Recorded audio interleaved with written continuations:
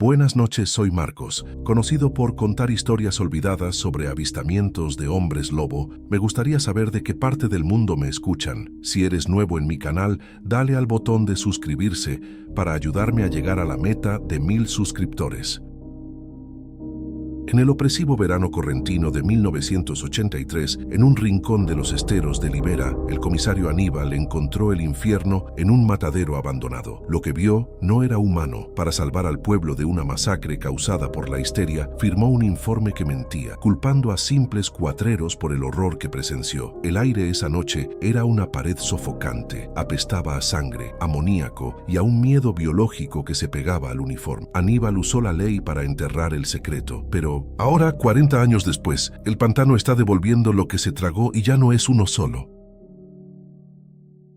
Aníbal, con 76 años, mira la entrada a los esteros de Libera desde la galería de su casa. La humedad de Corrientes es una cosa viva que se le mete en los huesos y peor, en las memorias. No es un hombre amargado, sino gastado, agotado por el peso de una noche de 1983. Ese peso tiene dos formas: una cicatriz profunda que le cruza el pecho desde el hombro, siempre escondida bajo la camisa de grafa, y el peso psicológico de la decisión que tomó usando el uniforme de comisario. El aire es denso. Casi se puede masticar, cargado con el olor del pantano a vegetación podrida y agua estancada. Es el olor de la verdad que él mismo eligió enterrar hace décadas bajo informes oficiales. Sabe que el Libera no olvida. El paisaje sonoro es una pared constante. El chillido metálico de las chicharras, tan fuerte en el verano correntino que parece perforar el cráneo, y los llamados de aves que nunca se ven. El silencio de Aníbal es una respuesta a ese ruido. Pasa las mañanas con un mate amargo, la hierba lavada, la mirada fija en el límite donde la tierra colorada se vuelve agua estancada. Su casa es simple, casi un puesto de estancia venido a menos, pero funcional. Es una cáscara que lo protege menos del clima y más del pasado que respira justo enfrente. Es una reclusión voluntaria, un intento de mantener a raya lo que sabe que duerme en el barro. Ya casi no baja al pueblo. Los pocos que quedan de su generación lo saludan con un respeto distante, el respeto que se le tiene a un hombre que vio demasiado y habló poco. Los más jóvenes solo ven a un viejo hosco, el comisario que se jubiló de golpe después de un incidente con cuatreros hace décadas. No saben nada. No saben que Aníbal no fue solo el investigador de esa noche. Fue la autoridad que tuvo que elegir entre la ley y lo imposible, entre la justicia y el encubrimiento, para evitar el pánico, para evitar un linchamiento que habría sido tan salvaje como el crimen original que investigaba. La mentira fue su último acto de servicio. La casa es una defensa contra el recuerdo. Las ventanas siempre cerradas con la persiana americana baja, aunque el calor sea sofocante y el aire viciado. Pero los esteros están ahí, a 100 metros. El Libera no es un lago, es un laberinto de bañados, lagunas e islas flotantes. Es un sistema que respira, y Aníbal siente esa respiración húmeda pegada a los vidrios, empañándolos desde afuera, la vegetación podrida, el vapor que sube de la tierra roja. Es un recordatorio físico de que el pantano tiene memoria y no suelta lo que se traga. Es un testigo silencioso de su mentira, un cómplice que espera el momento de hablar. La cicatriz le tira cuando el tiempo va a cambiar, cuando la humedad se vuelve insoportable. No es un dolor, es un tirón, un recordatorio. Es un mapa en relieve de su fracaso y de su supervivencia. Una línea dentada, mal curada, que va desde la clavícula hasta el esternón. Es la prueba física de que la superstición local tenía dientes y garras. Es el precio que pagó por ver la verdad y luego usar su autoridad, su uniforme, para firmar un informe que decía exactamente lo contrario. La mentira le duele más que la herida misma. Toca el queloide a través de la tela de la camisa, un gesto inconsciente, un ancla a esa noche. A veces al atardecer, cuando el sol cae sobre el agua y el aire se pone naranja y espeso, limpia su viejo revólver reglamentario, un fierro pesado, un TO-38 de caño largo, de los que ya no se usan. No lo hace por temor a los ladrones. El pueblo es tranquilo, lo hace como un ritual, una preparación inconsciente. Lo hace porque en el fondo de su lógica erosionada sabe que lo que vio esa noche no puede ser matado tan fácilmente con la lógica. Es un gesto de negación, la esperanza de que la pólvora pueda resolver lo que la biología no puede explicar. Es el único Dios en el que todavía cree. Conserva los mapas de 1983, hojas amarillentas, quebradizas, manchadas por el agua del estero y el sudor de esa búsqueda. Pasa el Cintusensinusum, dedo por las isobatas, por los nombres guaraníes de las lagunas lagunas que solo los viejos conocen. Traza la ruta que hicieron, el punto exacto donde encontraron los caballos. Traza el camino hacia el viejo matadero abandonado. Conoce esos mapas de memoria, pero repasarlos es una forma de autocastigo, de no permitirse olvidar el terreno exacto donde su razón, sus leyes y su mundo se hicieron pedazos contra algo imposible. El mapa es su Biblia y su condena. El uniforme está guardado, doblado en el fondo, de un baúl de madera de alcanfor, la camisa azul desteñida, el escudo provincial bordado, manchado de óxido de sangre que nunca salió. Huele a naftalina y a sudor viejo, un sudor ácido que el tiempo no borró. El olor del miedo. Ese uniforme era el símbolo de la ley, del orden en un país que se caía a pedazos saliendo de la dictadura militar. Y él lo usó para lo opuesto. Lo usó para sellar el secreto, para imponer una mentira que mantuviera la calma. Fue su mayor acto de autoridad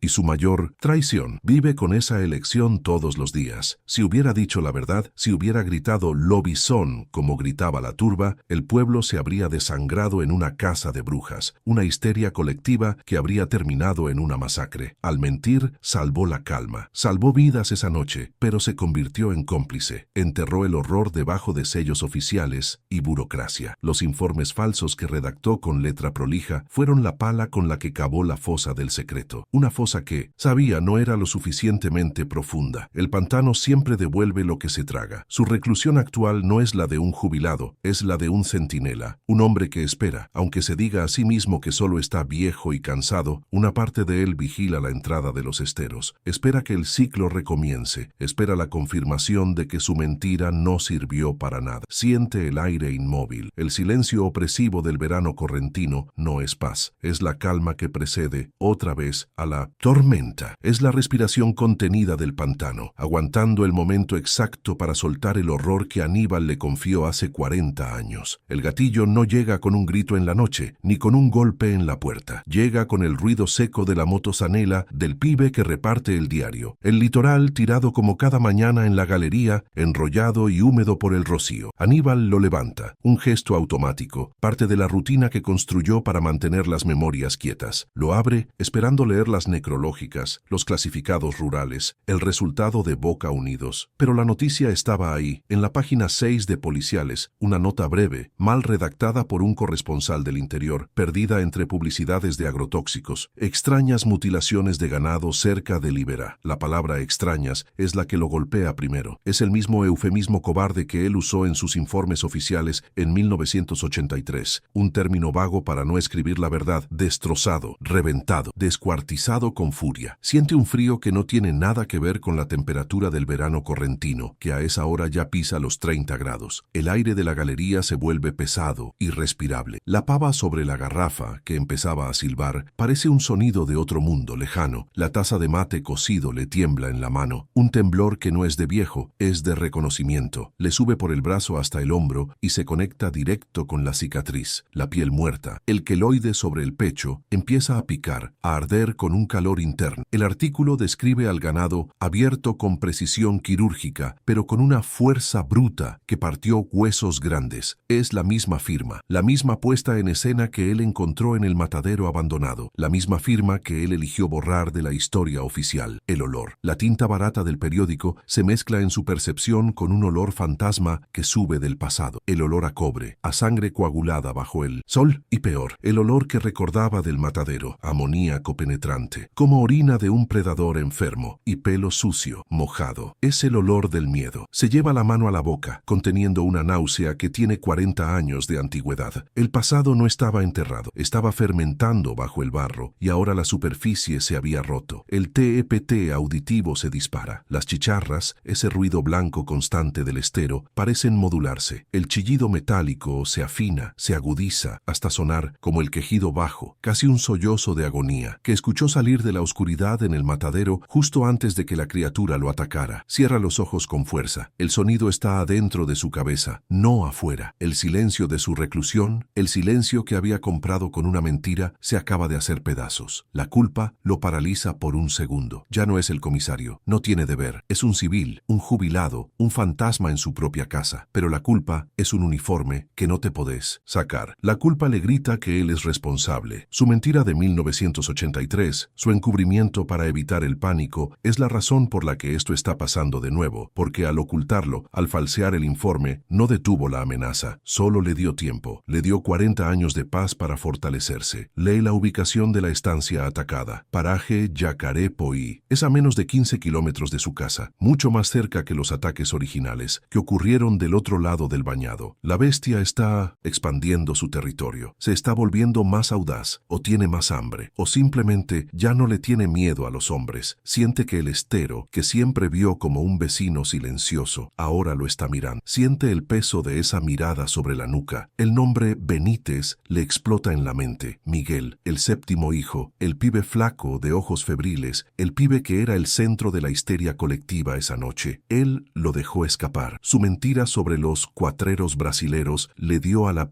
familia la cobertura perfecta para desaparecer en la oscuridad del estero. ¿Es Miguel, ahora un hombre viejo, pero igual de maldito? ¿O la cosa que él hirió esa noche sobrevivió sola en el pantano? La duda es un bloque de hielo en el estómago. El peor pensamiento llega después. La pregunta que nunca se atrevió a hacerse en voz alta. ¿Y si la maldición no es solo una condena, sino que es biológica y hereditaria? Si Miguel Benítez, en su huida, en esos 40 años de silencio, tuvo descendencia, la idea de que esa aberración se haya reproducido en la oscuridad de Liberá, criando en las islas flotantes, lo aterra más que el recuerdo del ataque. No es una cosa, es una especie. Su rutina se rompe. Deja caer el diario al suelo. El papel se abre. La cara de un político sonriendo desde la tapa. El mate cocido se enfría sobre la mesa. La reclusión meticulosa que había construido para sobrevivir a sus memorias se revela como lo que era, una cobardía. El silencio antes de la tormenta se terminó. La tormenta está acá, y él es el único que sabe qué forma tiene el rayo, el único que sabe que la superstición era, de hecho, un informe de campo. Se levanta, tirando la silla de mimbre para atrás. El ruido raspa el cemento de la galería. Entra a la casa, el aire viciado del encierro lo recibe. Va al viejo baúl de madera. No busca el uniforme, busca la caja de municiones, y busca el revólver reglamentario, el fierro pesado que limpiaba como un ritual. Hoy no lo va a limpiar.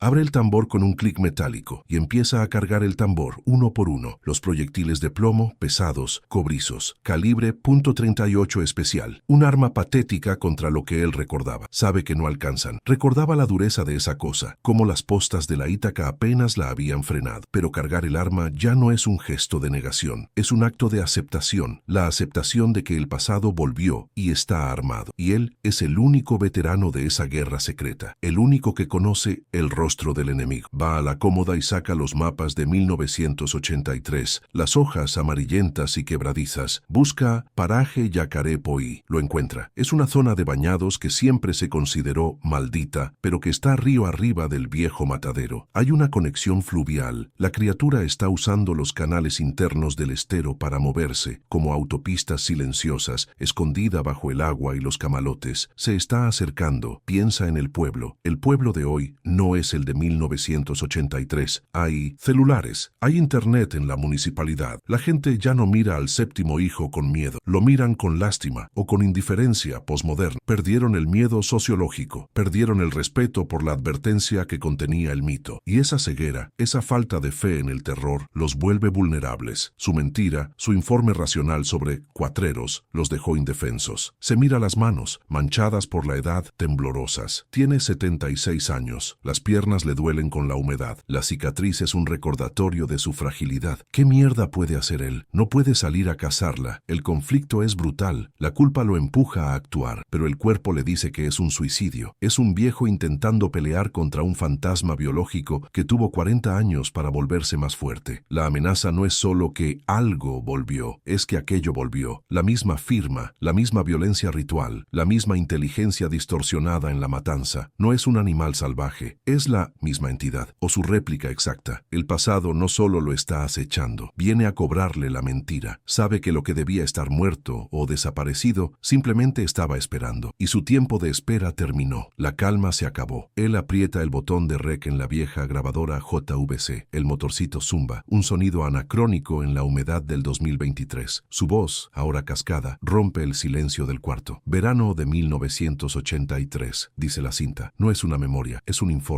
el informe final. El calor de ese verano era una pared sólida, una tapa de olla sobre corrientes. La dictadura se caía a pedazos en Buenos Aires, pero en el interior el aire era más denso por el vapor que subía de la tierra colorada y por un miedo que todavía no tenía nombre. Aníbal era otro hombre, 36 años, el uniforme de comisario todavía azul, la lógica intacta. Era un hombre de ciudad, un hombre de procedimientos enviado a un lugar que, él creía, estaba ahogado en la ignorancia. Despreciaba las creencias locales. El sincretismo guaraní le parecía pintoresco, pero el lobizón era otra cosa. Era para él una superstición de borracho, una excusa sociológica para el incesto en los ranchos aislados o para justificar la locura. Y en el centro de esa superstición estaba la familia Benítez, peones rurales que vivían casi adentro del estero, en un rancho de adobe y chapa, 7 hijos varones. Miguel, el séptimo, era un pibe de 16 años, flaco, callado, de mirada oscura y febril. El pueblo entero lo trataba con una mezcla de lástima y terror, una condena social inevitable. Aníbal, el hombre de la ley, lo ignoraba por completo. Todo empezó, como ahora, con el ganado. No eran robos. Los cuatreros matan para vender la carne, con un corte limpio. Esto era diferente. Vacas destrozadas, como si algo las hubiera reventado desde adentro. Estómagos abiertos, pero la carne apenas comida. Era un acto de furia, no de hambre. Un despliegue de fuerza imposible que partía los huesos grandes de una forma que ningún depredador local podía lograr. Aníbal recordaba haber mirado las carcasas, la simetría de la violencia y sentir la primera punzada de algo que no cerraba. Era un caos con un patrón, y eso era lo más inquietante. Y el olor. Volvía a él ahora 40 años después, mientras la cinta giraba. No era solo el olor a sangre y bosta, era un olor a amoníaco concentrado, como orina de un predador enfermo, mezclado con pelo mojado y sucio. Un olor a corral, pero de un animal que no existía en ningún manual de fauna. Se pegaba en la ropa y no salía con el jabón blanco. Los perros de las estancias no ladraban, aullaban y se escondían, temblando, negándose a salir de las casas con el rabo entre las patas. Los puesteros estaban paralizados de miedo mucho antes de que desapareciera el primer hombre. Aníbal, en su negación profesional, caratuló los primeros informes como ataque de yaguareté. Era una mentira administrativa, un acto de cobardía lógica. Sabía, como todos, que no había yaguaretés en esa zona hacía 50 años. Pero era una explicación racional, aceptable para sus superiores en la capital. Fue el primer ladrillo en el muro de silencio que él mismo construyó. Firmó el papel, cerró la carpeta y le dijo a su único oficial que tranquilizara a la gente. La superstición está alterando al pueblo, pensaba. Era un problema de orden público, no de biología. Y entonces, el gatillo real de 1983. 3 gauchos que hacían la recorrida nocturna para cuidar una tropilla desaparecieron. Eran hombres duros, armados con carabinas Winchester. No eran tipos que se asustaran fácil. Uno era el hijo de Ferreira, un estanciero de la zona. Simplemente se esfumaron en la noche, cerca del límite del estero. La desaparición de ganado era una pérdida económica. La desaparición de hombres era una declaración de guerra. El pueblo entró en pánico. El calor, el miedo y la humedad se mezclaron en una histeria tangible. La búsqueda comenzó al amanecer. Aníbal la lideró, todavía tratando de encontrar una explicación racional. Esperaba encontrar signos de una pelea, casquillos de bala, rastros de un vehículo de cuatreros. El calor era sofocante. Un enemigo más. El aire, quieto. El único sonido era el de sus botas y los facones de los paisanos cortando la maleza. Sus hombres estaban pálidos, en silencio, aferrando las escopetas. Él estaba fastidiado. Buscaba asesinos. Ellos buscaban un fantasma. La tensión entre su lógica y el miedo de ellos era casi tan densa como la vegetación. No encontraron a los hombres, encontraron los caballos. Ese fue el primer choque con lo inexplicable, el primer golpe a su cordura. Los 3 animales estaban muertos, pero no estaban desparramados por la huida. Estaban colocados en un círculo casi perfecto, como una ofrenda ritual, con las cabezas apuntando al centro. Tenían el cogote roto, partido de un solo golpe. Pero lo peor eran las monturas. El cuero grueso de los aperos estaba desgarrado, hecho jirones, no cortado, rasgado, como si fuera papel. La fuerza necesaria para eso era impensable. Ahí estaba el rastro, un camino de sangre seca y pedazos de tela de bombacha de campo. Un rastro que no iba hacia el camino, sino que se internaba derecho en la parte más densa de Liberá, hacia el pantano impenetrable, hacia las islas flotantes donde nadie se atrevía a entrar. Y las huellas no eran botas, no eran pies descalzos, ellos